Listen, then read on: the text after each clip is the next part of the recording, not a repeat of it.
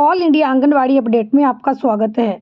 आंगनवाड़ी केंद्र में पूछे जाने वाले 10 सवाल जो आंगनवाड़ी कार्यकर्ता और सहायिका को आने ही चाहिए। ये ऐसे 10 प्रश्न हैं जो किसी भी अवसर पर कभी भी इंस्पेक्शन में या अन्य इवेंट्स में आपसे पूछे जा सकते हैं। पहला प्रश्न, आंगनवाड़ी केंद्र क्या है और आंगनवाड़ी केंद्र का संचालन कौन करता है? तो देखिए, आंगनवाड़ी केंद्र का संचालन सेविका और सहायिका करती हैं। आंगनवाड़ी केंद्र का समय क्या है? तो आप बता सकते हैं कि गर्मियों और सर्दियों में आंगनवाड़ी केंद्र का समय अलग-अलग रहता है। जैसे गर्मियों में आंगनवाड़ी केंद्र का समय 8 से 12 रखा गया है, लेकिन यहाँ पर सेविका सहायिका को देर से छुट्टी होती है, तो आप पूरी जानकारी दें। आंगनवाड़ी केंद्र एक ऐसा केंद्र है जो भारत सरकार के एकीकृत बाल विकास सेवा आईसीडीएस कार्यक्रम के द्वारा संचालित किया जाता है और इसमें बच्चों और महिलाओं को सुविधाएं प्रदान की जाती हैं। आंगनवाड़ी केंद्र में आप बच्चों को कौन-कौन सी सुविधाएं दे रही हैं? गर्भवती महिलाओं को कौन-कौन सी सुविधाएं हैं जो वर्तमान में आप उपलब्ध करा रही हैं? तो इस संबंध में आप बता सकते हैं कि आप बच्चों को प्राथमिक शिक्षा दे रही हैं, पोषण आहार संबंधी सुविधाएं दे रही हैं, उनके स्वास्थ्य जांच संबंधी सुविधाएं आप उनको दे रही हैं, टीकाकरण और रेफरल सेवाएं आंगनवाड़ी केंद्र बच्चों को देते हैं। तो जो भी आप आंगनवाड़ी केंद्र में बच्चों को सुविधाएं दे रही हैं, कुक्ड मील दे रही हैं, आप उनको बिना पका हुआ भोजन दे रही हैं, तो ये सारी चीज़ें आप उनको एक्सप्लेन कर सकती हैं। अब वो आपसे रजिस्टर चेक कराने के संबंध में भी पूछ सकते हैं। तो जैसे गोद भराई पंजी कैसे लिखते हैं, अन्नप्राशन पंजी कैसे लिखते हैं, तो ये सारे डिटेल वीडियो का लिंक आपको डिस्क्रिप्शन बॉक्स में मिल जाएगा, जिसमें आप बड़े इफ़ेक्टिव वे में ये दर्शा सकते हैं कि आपने गोद भराई में क्या-क्या अच्छे काम किए और कैसे इस इवेंट को एक सक्सेसफुल इवेंट बनाया। आपसे प्रश्न पूछा जा सकता है कि आंगनवाड़ी केंद्र में कौन-कौन से बच्चों को लाभ मिलता है? तो आंगनवाड़ी केंद्र में 0 से 6 वर्ष तक की आयु के बच्चों को लाभ मिलता है। तो देखिए, जो गर्भवती माताएँ हैं, उनकी भी केयर आप लोग करते हैं, उन्हें भी पोषण संबंधी सामान, टीकाकरण की सुविधा देते हैं। तो ऐसे में 0 से लेकर 6 वर्ष तक के बच्चे के आयु को लाभ आंगनवाड़ी केंद्रों द्वारा दिया जाता है।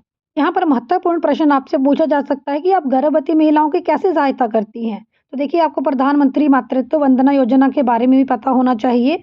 आंगनवाड़ी केंद्र के माध्यम से इसका फॉर्म भरा जा सकता है और गर्भवती महिलाएं जिनकी पारिवारिक इनकम सालाना 8 लाख से कम है, उनको 5,000 रुपए की सहायता राशि सरकार की ओर से दी जाती है। तो आप लोग ये इंश्योर करें कि आपके भी आंगनवाड़ी केंद्र के माध्यम से प्रधानमंत्री मातृत्व वंदन योजना का फायदा जन लोगों तक पहुंचा हो। बहुत महत्वपूर्ण प्रश्न है, आंगनवाड़ी केंद्रों में बच्चों की एडमिशन कैसे होती है? तो देखिए, आंगनवाड़ी केंद्र में बच्चे की एडमिशन के लिए कुछ डॉक्यूमेंट भी लगेंगे, क्योंकि आप बच्चों का रिकॉर्ड रखते हैं, बच्चे का नाम क्या है, फादर नेम क्या है, मदर नेम क्या है और अन्य जानकारियाँ भी आप लोग रखते हैं। तो ऐसे में आप बच्चों की कुछ जानकारियाँ अपने पास रखते हैं, जिसमें आधार कार्ड, जन्म प्रमाण पत्र, निवास प्रमाण पत्र आदि शामिल रहता है। तो बहुत इंपॉर्टेंट क्वेश्चन है कि बच्चे की एडमिशन आपने कैसे की और उसके कौन से डॉक्यूमेंट आप लोग जो है अपने पास रखते हैं या फोटोस्टेट डॉक्यूमेंट रखते हैं, कौन सी जानकारी उसकी आपके पास उपलब्ध है। आंगनवाड़ी केंद्र में आप बच्चों के लिए किन गतिविधियों का आयोजन करती हैं? तो आंगनवाड़ी केंद्र बच्चों की होलिस्टिक डेवलपमेंट के हैं, बच्चे के शारीरिक मानसिक विकास के लिए है।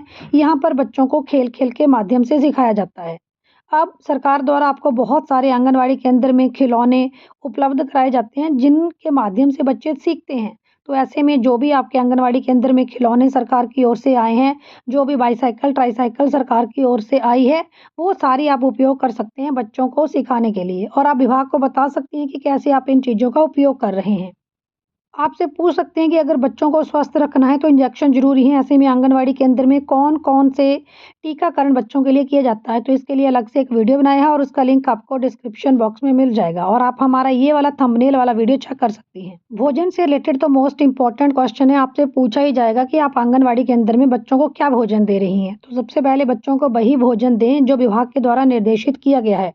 उसके लिए आप मेन्यू भी बना लें और उस मेन्यू को आप लोग जो है दीवार के ऊपर चिपका भी लें और उस मेन्यू के अनुसार ही बच्चों को भोजन दें।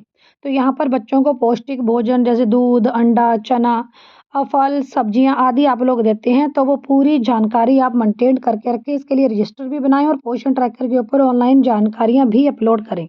अब जैसे आपने अपने विद्यालय में अन्नप्राशन दिवस बनाया और यहाँ पर जो 6 से 9 माह के बच्चे हैं, उनको पहला ठोस भोजन कराने की व्यवस्था आपके द्वारा की गई।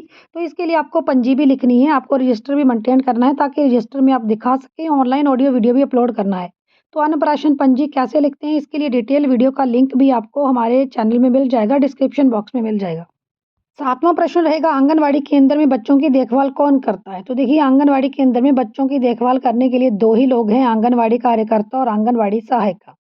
तो आंगनवाड़ी कार्यकर्ता और सहायिका बच्चों की देखभाल करती है। आंगनवाड़ी कार्यकर्ता कहीं न कहीं बच्चों को पढ़ाने का कार्य भी करती है, रजिस्टर भी मेंटेन करती है, ऑनलाइन कार्य भी करती है और वहीं सेविका बच्चों को घरों से सुबह लाती भी है और दोपहर छुट्टी के बाद उनको घरों में छोड़ने भी जाती है। और आंगनवाड़ी केंद्र की साफ-सफाई की व्यवस्था का काम भी सेविका का ही रहता है। वो आपसे पूछ सकते हैं कि क्या आपके आंगनवाड़ी केंद्र में बच्चों की स्वास्थ्य जाँच होती है? क्या आपने अपने आंगनवाड़ी केंद्र में फर्स्ट एड किट रख रखा है? तो छोटे बच्चों को कभी उल्टी लग गई, दस्त लग गई या उनको कोई कट लग गया छोटा, इसके लिए आपके केंद्र में फर्स्ट एड बॉक्स होगा।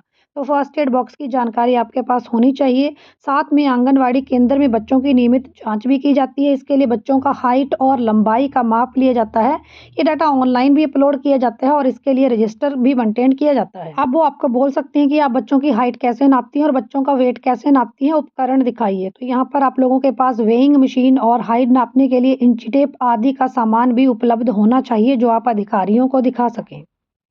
आंगनवाड़ी केंद्र में बच्चों के लिए टीकाकरण कैसे होता है? तो आप बता सकते हैं कि आंगनवाड़ी केंद्र में बच्चों के लिए नियमित टीकाकरण का आयोजन किया जाता है और सरकार ने जो भी टीकों की खुराक निर्धारित की है उसके संबंध में सारी जानकारी आंगनवाड़ी सेविका सहायिकाओं द्वारा गर्भवती महिलाओं तक पहुंचाई जाती है और इसके संबंध में पूरा रिकॉर्ड भी मेंटेन किया जाता है। अब वो आपसे पूछेंगे कि क्या आप आंगनवाड़ी केंद्र में सिर्फ बच्चों को सुबह लाते हैं, खाना खिलाते हैं, यहाँ पर खिलाते हैं और वापस भेज देते हैं? तो ऐसी बात नहीं है।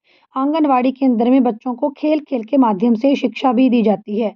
बच्चों को कहानियों के माध्यम से, डांस के माध्यम से या अन्य किसी आर्ट के माध्यम से, पेंटिंग के माध्यम से शिक्षा भी दी जाती है, बेसिक एजुकेशन दी जाती है। ऐसी शिक्षा जो बच्चों को आगे फर्स्ट क्लास में प्राइमरी स्कूल में जाने से पहले आवश्यक होती है। जैसे आपके आंगनवाड़ी केंद्र में 3 से 6 वर्ष की आयु के बच्चे हैं, उनको आप लोग कुछ पढ़ाने का कार्य भी करते हैं, जैसे रंगों के नाम बताए, सब्जियों के नाम बताए, फलों के नाम बताए।